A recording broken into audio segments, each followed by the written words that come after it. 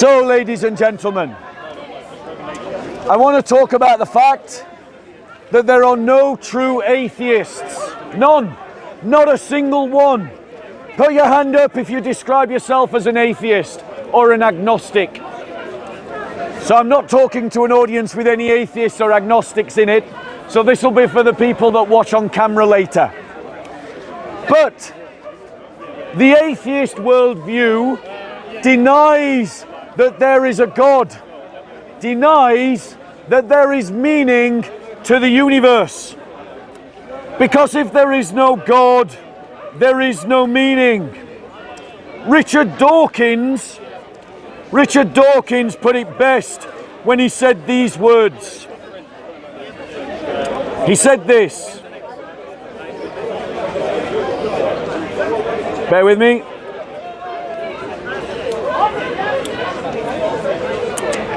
I've lost the quote.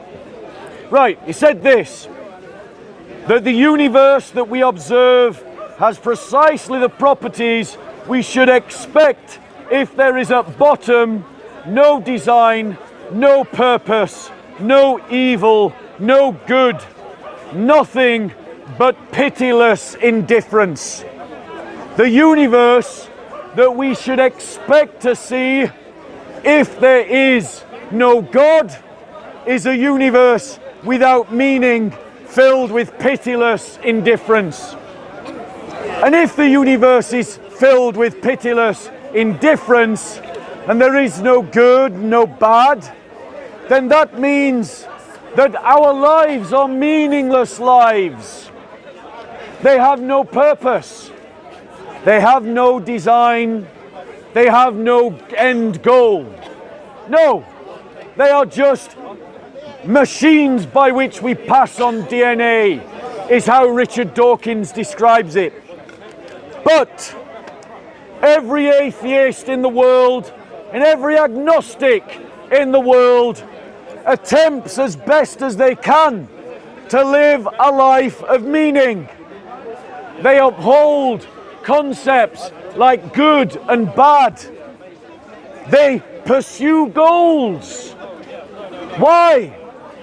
Because the law of God, it says in Scripture, is written on their heart. They can't help themselves but to pursue lives of meaning, to uphold the ideas of good and bad. It's in the framework of their minds. But let me ask those atheists who pursue lives of meaning and purpose, saying that some things are good and some things are bad, what is the evidence for your claim?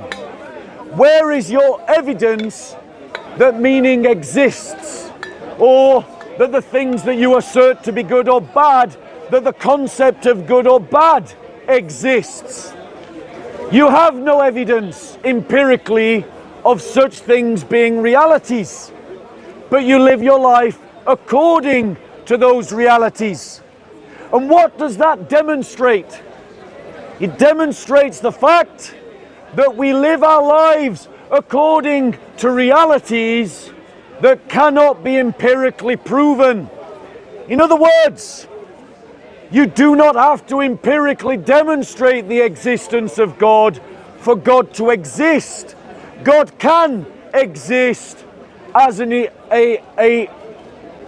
non-physical reality in this world, just like meaning is a non-physical reality in this world.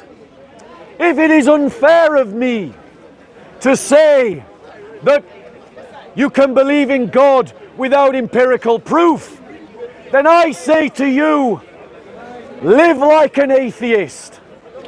Live a life devoid of meaning, because the universe gives you no meaning if there is no God.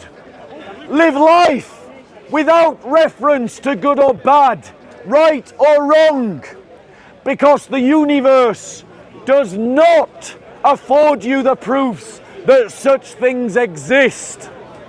But you won't and you can't, because it contradicts your heart and it contradicts how we organize society. What does this show? It shows that within the heart of every man is the fingerprint of his Creator. That God has placed in our lives meaning and purpose and a goal to strive for, and demonstrates that right and wrong are two concepts that we can live by. I say to every atheist, you are a coward because you cannot live like an atheist. The atheist lives in a state of continuous contradiction. They assert a universe that is devoid of all meaning and purpose, saying that it is just an accidental sequence of material events. But then, in every decision of their lives, they make value judgments, and they do so towards a direction that gives purpose and meaning to their lives. And thus how they live contradicts what they say. And that which is a contradiction cannot logically be true. And therefore, since actions speak louder than words, their actions demonstrate that the universe does have meaning, and it demonstrates, therefore, evidence of one of the attributes of the Creator.